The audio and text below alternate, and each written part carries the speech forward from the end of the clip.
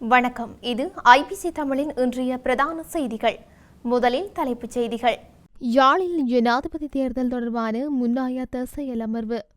அரசாங்க ஊழியர்கள் சம்பள அதிகரிப்பு எழுந்துள்ள குற்றச்சாட்டு. வாக்களித்த மக்களையே அவமானப்படுத்திய ஆட்சியாளர் ஆண்ட்ரோ குமார பகிரங்கம். லெபனானில் மீண்டும் தொலைத்தொடர்பு சாதனங்கள் வெடித்து சிதறின, 20 பேர் பலி. முறைப்பாடுகள் தொடர்பில் தேர்தல் ஆணைக்குழு வெளியிட்டுள்ள அறிவிப்பு. தேர்தல் கால வானிலை குறித்து முன்னெச்சரிக்கை நடவடிக்கை. தொடர்பான விரிவான செய்திகள். ஜனாதிபதி தேர்தல் தொடர்பாக வாக்குப்பெட்டி விநியோகித்தல் மற்றும் கையேற்றல் கடமையில் ஈடுபடவுள்ள அலுவலர்களுக்கான செயலமர்வு ஒன்று யாழ்ப்பாணத்தில் இடம்பெற்றுள்ளது.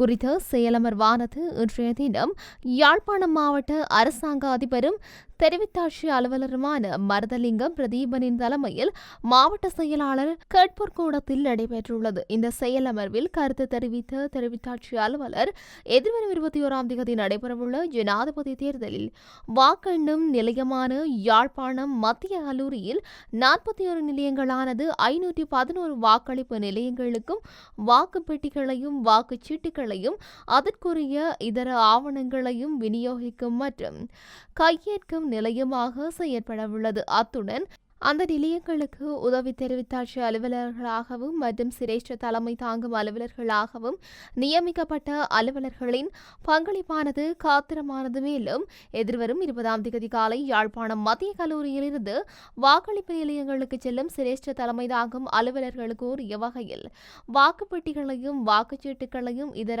ஆவணங்கள் கையளிக்கப்படும். இதேவேளை 21ஆம் தேதி வாக்களிப்பு நிறைவடைந்த பின்னர் சிரேஷ்ட தலைமை தாங்கும் அலுவலர்களால் கையளிக்கப்படவுள்ள வாக்குப்பெட்டிகளையும் இதர ஆவணங்களையும் உரிய வகையில் பெற்றுக்கொள்வதில் மிக வினைத்திறனாக செயல்பட வேண்டும் என அவர் தெரிவித்துள்ளார்.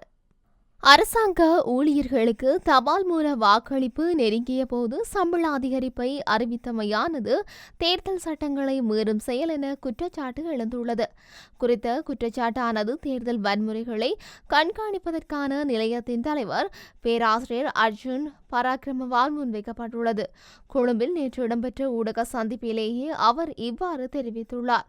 அவர் மேலும் தெரிவித்துள்ளதாவது, தேர்தல் வன்முறைகள் தொடர்பாக எங்களிடம் 125 முறைப்பாடுகள் உள்ளன. ஆனால் 30 முறைப்பாடுகள் மட்டுமே தேர்தல்கள் ஆணைக்குழுவில் பதிவு செய்யப்பட்டுள்ளன. அரசு அதிகாரம் தவறாக பயன்படுத்தப்பட்டு இந்த தேர்தலின் தன்மையை கூட மாற்ற முடியும். வாகன இறக்குமதி தொடர்பில் எடுக்கப்பட்ட தீர்மானம் தொடர்பாக 5 அரச ஊழியர்களின் பணி இடைநிறுத்தப்பட்டனர்.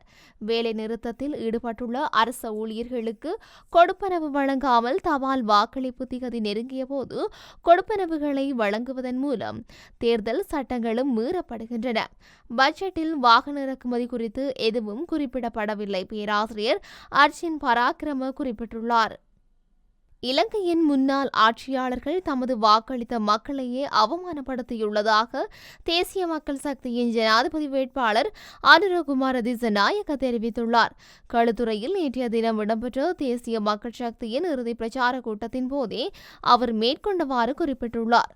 அதன்போது தொடர்ந்து உரையாற்றிய அவர், இதுவரை நல்ல அபிலாஷைகளுடனும் அரசாங்கத்தை கொண்டுவர நம்பிக்கையுடனும் மக்கள் வாக்களித்தனர். 2015 ரணில் மைத்திரி அரசாங்கத்தை அமைப்பதற்கு லட்சக்கணக்கான மக்கள் வாக்களித்தனர். பின்னர் கோட்டபாய அரசாங்கத்தை கொண்டுவர 6.9 மில்லியன் மக்கள் வாக்களித்தனர். எனினும் ஆட்சியாளர்கள் தமக்கு வாக்களித்த மக்களை குறுகிய காலத்திலேயே அவமானப்படுத்தினர். எங்களுக்கு வாக்களிக்கும் மக்களின் கண்ணியத்தை பாதுகாப்போம் என்று உறுதியளிக்கின்றோம். எங்கள் வெற்றியில் அனைவரும் பங்கு கொள்ளுமாறு கேட்டுக்கொள்கின்றோம். எங்கள் மீது வைத்துள்ள நம்பிக்கையை தக்க வைத்துக் கொள்ள நாங்கள் பொறுப்புடன் செயல்படுவோம். பழைய தோல்வியுற்ற பொருளாதார கொள்கைகள் மற்றும் நவீன உலகம் மற்றும் உலகின் புதிய போக்குகள் ஆகியவற்றுடன் ஒத்துப்போக தவறியதால் நாடு பொருளாதார குறைபாடுகள் சந்தித்து இப்போது தேசிய மக்கள் சக்திக்கு அதிகாரத்தை மாற்றுவதற்கான நேரம் இது.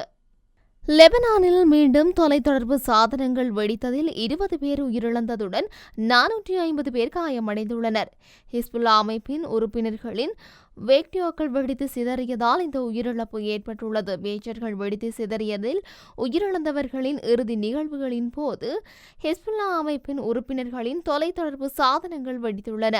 பெய்ரூட்டின் தென்பகுதியில் உள்ள டஹியோவில் இறுதி நிகழ்வில் ஹிஸ்புல்லா உறுப்பினர்கள் உட்பட மக்கள் கலந்து கொண்டிருந்த வேளை வெடிப்புச் சம்பவம் இடம்பெற்றுள்ளது. நபர் ஒருவர் நிலத்தில் விழுந்து கிடப்பதையும் மக்கள் அங்கிருந்து அலறியடித்துக் கொண்டு ஓடுவதையும் காண்பிக்கும் வீடியோவும் வெளியாகியுள்ளது. இதன் பின்னர் அந்த வீதிகளில் வெடிப்புச் சத்தங்கள் கேட்டுள்ளன. ஜனாதிபதி தேர்தல்களுடன் தொடர்புடைய முறைப்பாடுகளின் எண்ணிக்கை தொடர்ந்து அதிகரித்துள்ளதாக தேர்தல் ஆணைக்குழு அறிவித்துள்ளது.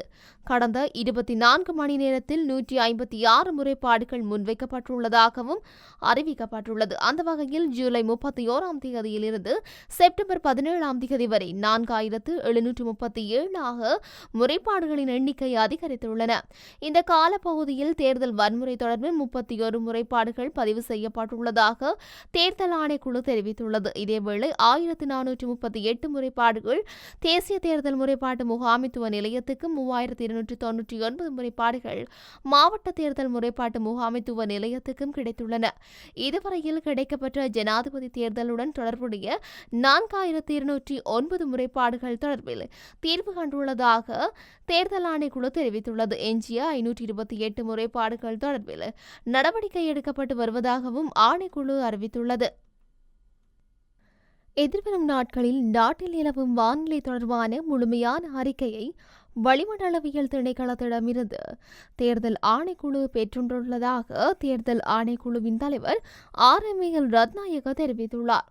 சீரற்ற காலநிலை ஏற்பட்டால் ஜனாதிபதி தேர்தலுக்கு இடையூறு ஏற்படாத வகையில் முன்னெச்சரிக்கை நடவடிக்கைகளை எடுப்பதாக அந்த அறிக்கை பெறப்பட்டுள்ளதாக அவர் குறிப்பிட்டுள்ளார். அத்துடன் நாளைய தினம் முதல் 3 மணித்தியாலங்களுக்கு ஒருமுறை வானிலை அறிக்கையை பெற்றுக்கொள்வதற்கு எதிர்பார்த்துள்ளதாக அவர் மேலும் தெரிவித்துள்ளார். இத்துடன் இன்றைய பிரதான செய்திகள் நிறைவடைகின்றன. தொடர்ந்தும் செய்திகளை அறிந்து கொள்ள IBC தமிழ் நியூஸ் என்ற எமது யூடியூப் பக்கத்தினூடாக இணைந்திருங்கள். நன்றி.